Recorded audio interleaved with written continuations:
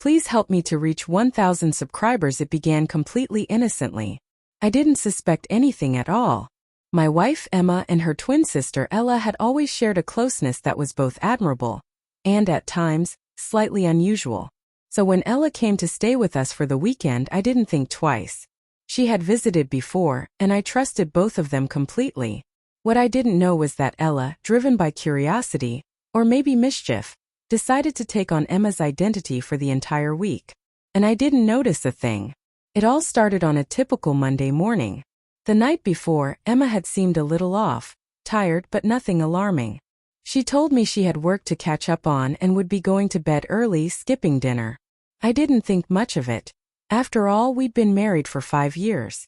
We didn't share every single moment, but our bond had always been strong. The next morning, Ella arrived with her cheerful energy and a suitcase in tow. Her visits were always casual whenever Emma had work obligations, so I didn't think twice. Ella had always been the more outgoing twin, full of life, while Emma was quieter and more reserved. But that morning, as Ella prepared breakfast, I noticed small differences in her demeanor, tiny shifts in behavior that seemed unusual. She was livelier, more flirtatious, and too eager with laughter. She touched my arm more often than Emma ever would. I ignored it, chalking it up to her playful nature. That night, I went to bed as usual, thinking I was with Emma. I kissed her goodnight, and when she returned the gesture, something felt subtly different, softer, teasing, almost flirtatious.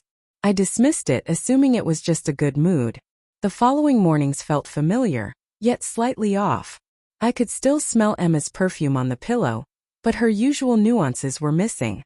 Ella's attentiveness grew each day. She cooked breakfast, sent thoughtful texts, and engaged with me in a way Emma hadn't in months. First, it felt wonderful. I hadn't realized how much I'd missed that kind of attention. The laughter, the gentle teasing, the feeling of being seen. But over time, unease crept in. The familiarity was unsettling, like a shadow of Emma rather than Emma herself. One evening, after a lovely dinner Ella had prepared, she slipped her hand into mine while we watched TV. For a brief instant, I caught a glimmer in her eyes. A spark that wasn't Emma's. It vanished almost instantly, leaving me shaken and uncertain. I withdrew my hand, pretending nothing had happened, but the doubt had taken root. It wasn't until later that night, while brushing my teeth, that the reality hit me. The reflection in the bathroom mirror didn't match the person I'd kissed. Ella's lipstick was slightly smudged, her hair messier than Emma would allow, and her movements, small gestures, posture, even the way she carried herself, were unmistakably not Emma's. I realized with a sinking heart that I had been deceived the entire week. When I confronted Ella, she didn't deny it. She grinned sheepishly, half guilt, half playfulness. "I just wanted to see if you'd notice," she confessed. "You've been so busy lately. I thought maybe you needed a little extra attention." I didn't think it would go this far. Her words stung, not for the deceit itself, but for how easily I had allowed it to happen. I realized it wasn't Ella's fault, it was mine. I had become complacent in my marriage, distracted by life, and blind to the details that mattered most. When Emma came home that evening, the tension in the room was palpable. Her eyes, wide with confusion and hurt, met mine. But she didn't yell or explode. Instead, she simply said, "I knew something was off."